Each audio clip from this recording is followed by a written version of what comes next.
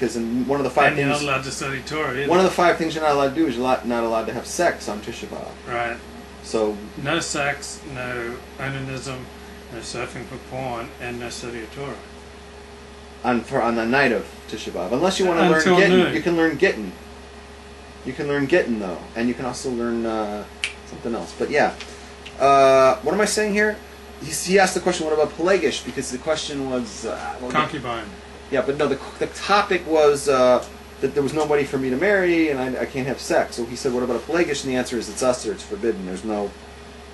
what if you got a cheder from a major Rav? Not my major Rav. I asked my major Rav if I could have a girlfriend and just have sex. He said no. Oh, why didn't you go to another Rav? That's called rabbi shopping. Uh-huh. No. Is that so bad? Yes. Judaism spits on that. Okay, now I'm done with that. So you want to go to the Parsha or you want to talk about something else? Did you finish everything? I'm done. This was all last week. I wanted to clarify all what this. What about the third? Oh, you got some thoughts on the Parsha. Well, you have to bring up the Parsha. These are just rebuttals to garbage you wrote. All right, so is there any questions or anything before we go to the next thing? Who's in the chat room I need to say hi to?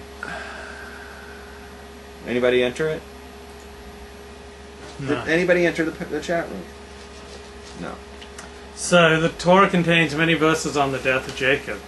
The Torah dispatched Abraham in 4 verses and Yitzhak in 2 verses. So why does Jacob need so many verses? Because he's the only patriarch to die outside of the land of Israel. Is that your own Kiddush?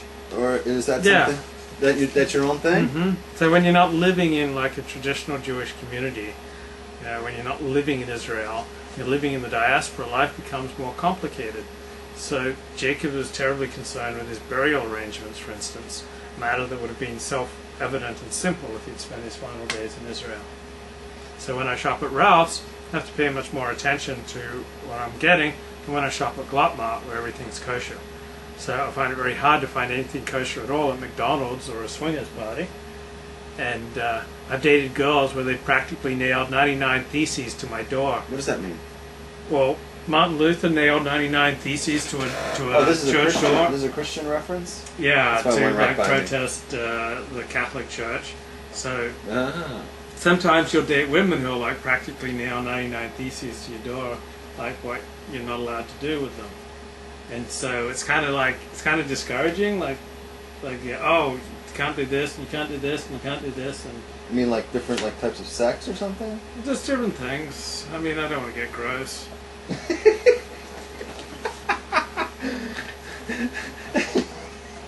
And just like totally ruins the mood.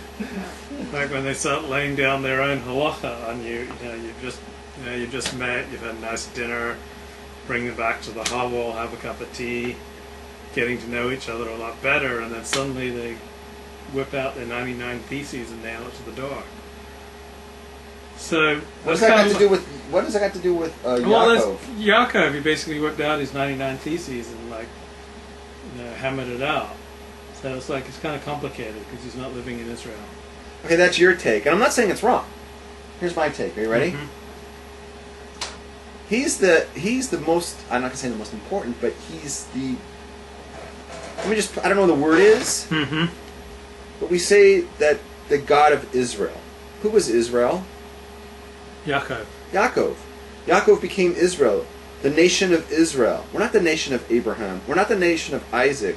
We're the nation of Israel, who's Jacob. So I'm not going to say he's the most important of the 3, but he's certainly the one who we all look to as our forefather. If we had to pick one, it would be him.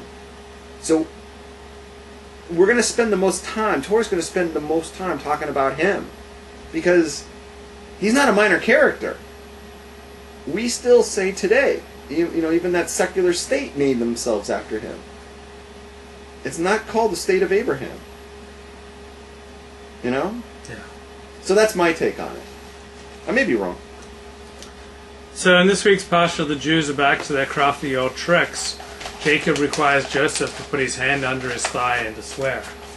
So we talked about that before. Rabbi Rabbs ever tries this with me, I swear I will punch him, even if he just wants assurance that I will bury him in the Holy Land, accompanied by 72 virgins, to entertain him on his long trip to paradise. Then I'd ever try that. Levi, put your hand under my thigh and swear to me that you'll... It doesn't wash with me. But we talked about that. You want to explain to them what that really means? Because we learned this last time. It means to grab his phallus. No, it doesn't. You don't pay attention to a single thing we learned, do you? I pay attention to some things. What was it means? It doesn't mean to touch his genitals. It means to grab his thigh near the genitals. And why is it there? Why is it on the thigh? Because it's near the circumcision. Because we normally do what? We normally, when we make a vow or something like that, you want to place your hand on something holy, like a Torah, or where tefillin when you do it, right? But since back then they didn't have tefillin, they didn't have a Torah, so what do they have? They had the bris.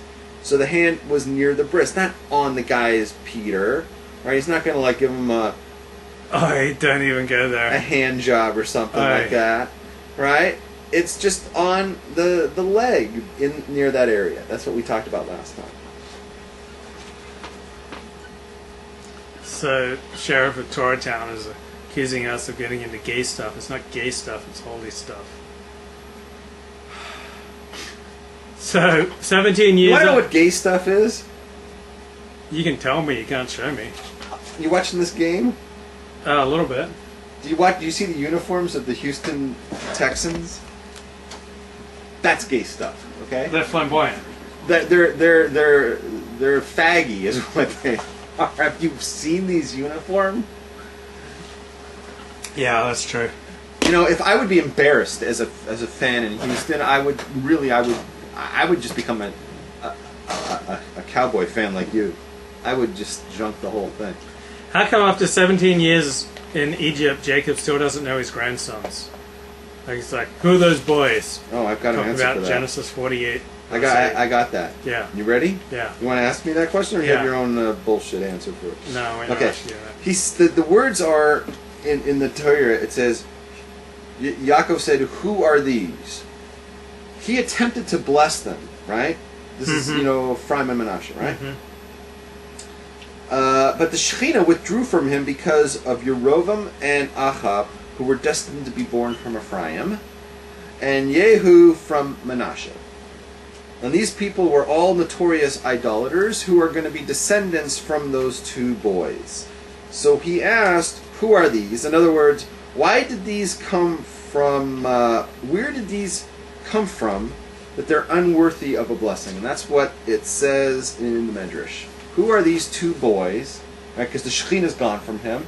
Who are these two that they caused the Shekhinah to disappear from me? Right, you know what the Shekhinah is, right? Yeah, the Holy Spirit. Suddenly I feel that leaving. What did these two do that caused that? So he's not saying, I don't know who these two, I don't recognize them. But who are you that you caused this to me? It's like that kind of, it's like when your mom says, well, you don't have a Jewish mom, but you have a mom, who are you? Right? Your mom, you forgot who I am? She's not asking like that. She's saying like, who are you that you caused the Shekhinah? What did you do? Right? And the answer is Achav and Yerovam are going to come from these guys. Oh, look at them. This is a. No, what do you think? What do you think of these uniforms? Sheriff of Torahtown says, faggy or not, these men make big money and bang all the hot white women they want. Okay. Look at those. Seriously, would you be caught dead in those outfits? Depends how much they paid me. I mean, you paid me $100, I'd do Torah talk in one of those. Okay, I'm gonna raise that money. Send me $100. We're gonna make Levi wear one of those Fakakta uniforms here next week. Okay. I really think the Texans are coming back. They cut the lead to 18 points.